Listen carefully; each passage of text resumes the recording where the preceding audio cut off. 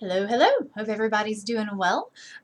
We're in week 2. Congratulations. You made it through the first little chunk of the course. So I've graded everything that came in. I've responded to the discussion post. I've responded to all of the annotations on the syllabus.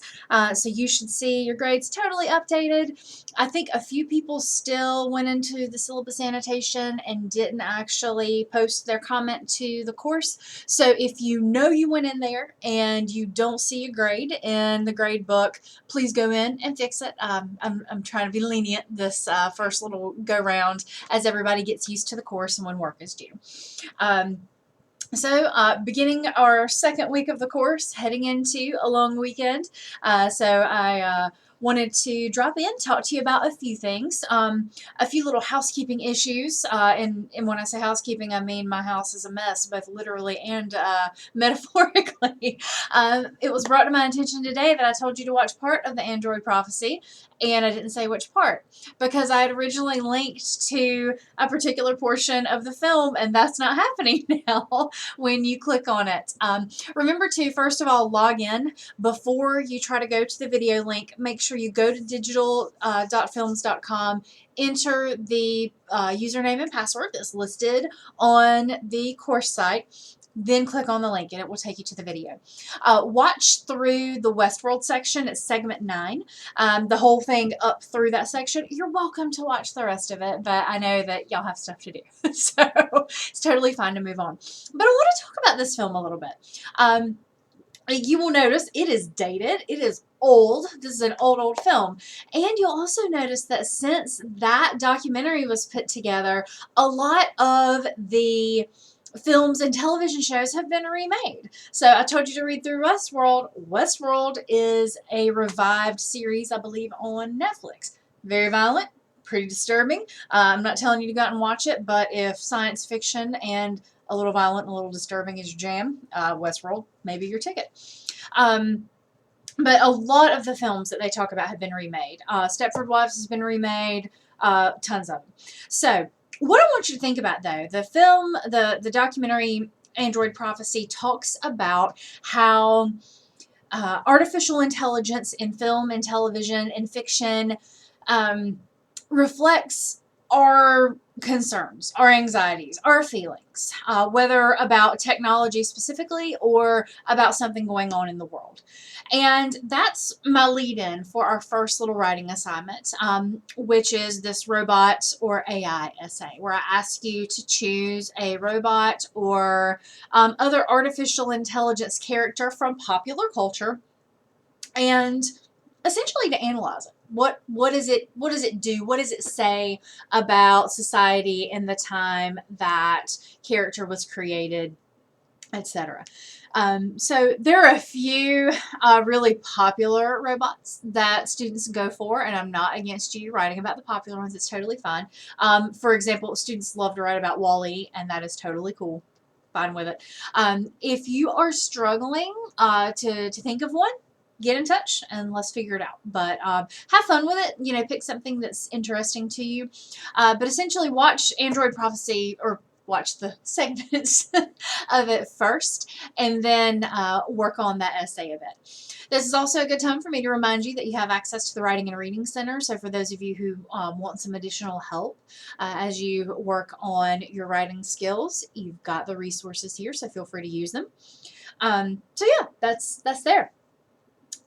So let's see, talked about the Android Prophecy. You'll notice I did boot another reading out because the book hasn't arrived yet. I will also put up a clearer copy of the James Burke essay over the weekend. I have a new scanner, so I'm going to check it out and see how that goes. So a couple of things I want to talk about. First of all, I want to talk a little bit about terminology.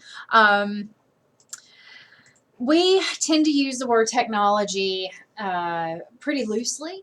Technology is a big term. Technology, as I mentioned in the last video, I think, you know, anything that we have created to make our life easier or to do something is technology. You know, I talked about technological artifacts. You know, when we say technological artifacts, people think about electronics, but A pen is a technological artifact. A book is a technological artifact. As such, when we talk about technology, we need to work on being specific about the technology we're discussing. So, for example, if you say technology is a problem with the youth of today. Well, let's be specific. What kind of technology? I'm pretty sure you're not talking about pencils and books.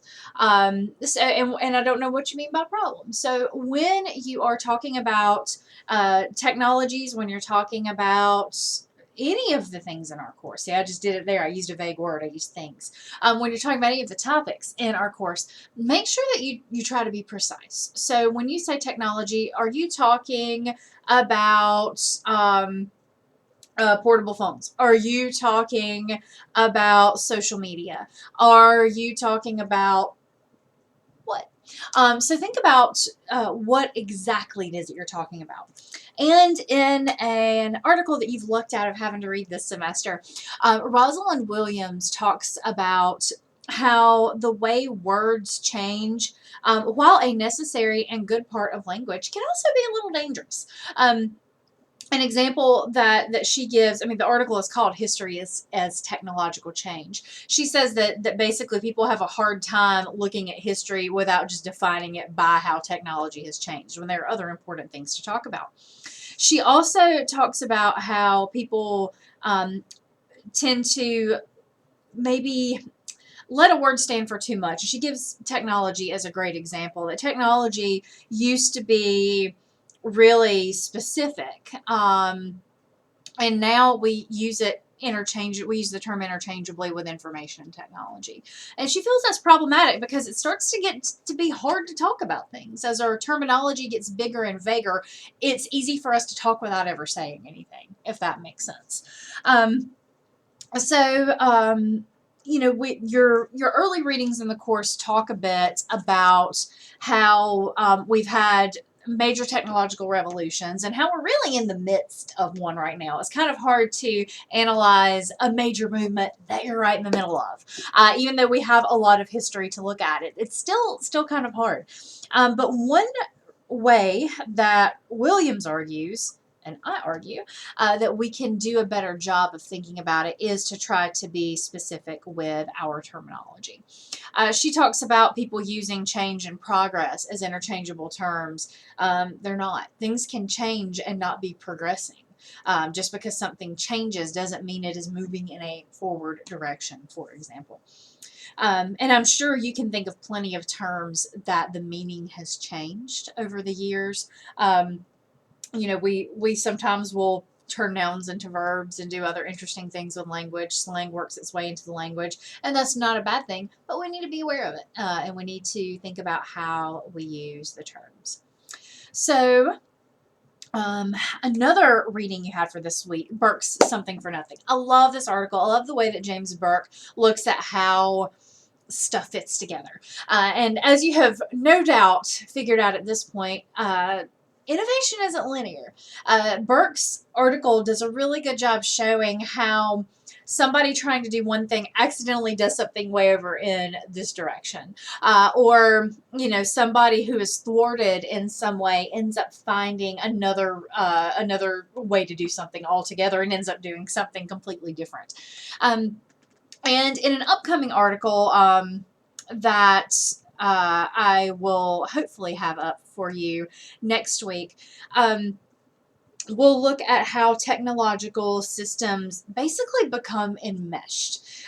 There is this concept of lock-in where a decision gets made at some point in history, I'll say, and it unintentionally sticks us into a way of doing things. So systems get built around it, other things get built on top of it, and we get stuck with this one way of doing something. We'll talk about that a little bit further. But you also will see how different, how we've gotten things from different systems. Stuff like our time zones. Our time zones didn't become standardized until the railroad. The railroad really helped that along. So we'll get to that. But I want you to think about basically the idea that innovation isn't linear. and that these technological systems that we're in get tangled up together and become dependent on each other. And we become really dependent on these systems. So just some things to think about. Now, it's not all excitement and joy. You also read or are reading The Birthmark by Nathaniel Hawthorne this week. For those of you who read The Scarlet Letter or House of Seven Gables, hey, guess what? He could also write short stories. So, this story is definitely going back to that concept of something in popular culture reflecting some anxiety. So, when this story was written, you can see in the portrayal of Elmer, scientists were not trusted. He sounds more like a creepy magician, somebody playing with his chemicals. So we've got this really negative presentation of somebody who is a scientist. And you can understand people's apprehension, right? You've got this character who seems to be, trying to play God, as people would say, who's doing dangerous things without any regard for nature and leaving well enough alone. And I'm not going to get too far into it because I know some of you are still working on your readings. But I want you to think about, how fair or unfair this portrayal may be. And I remind people, too, people often didn't know how dangerous some of the things that they were working with were. How a chemical could damage someone's health or harm somebody. So with the early folks, they didn't have a lot to go off of. We'll see this in a video you'll be watching, I think, next week, The Poisoner's Handbook. Really cool, really long, really cool. And there's a book that goes alongside. Deborah Bloom, I believe, is the author. She has done some really amazing science writing, really enjoyable. So keep that in mind, too, when you think about these views of early scientists and how they're portrayed. So I feel like I got kind of rambly here. I've got a few more things to talk about, but this video has gotten too long for everybody's attention span. So I'll drop back in next week with some more to discuss. Meanwhile, if you have questions, please get in touch. Please email me. Leave me questions in the checkpoints. I did respond to all of the annotations on the syllabus, so feel free to go poke around there. There wasn't anything kind of overarching that I recall that I needed to go back to. Lots of different questions from people. But thanks for your attention and your time and your work. Let me know how I can help you as we move forward. One more thing, I almost forgot. So I do have office hours on Tuesday, and I'm in my Collaborate office from 12 to 2. This coming Tuesday, I will not be available in Collaborate. I will be on my email. I'll have my phone on me. But I'm going to slide my office hours where I'll be sitting in Collaborate to Wednesday. So you're still welcome to set up an appointment with me. And I'll put a note on Blackboard, but I'm just going to slide the Collaborate hours to Wednesday. So not going anywhere, still around if you need me, but for my sitting there waiting for you to show up, I'll move that out to the next day. Have a wonderful weekend. Be safe, and if I can help, just let me know. Take care.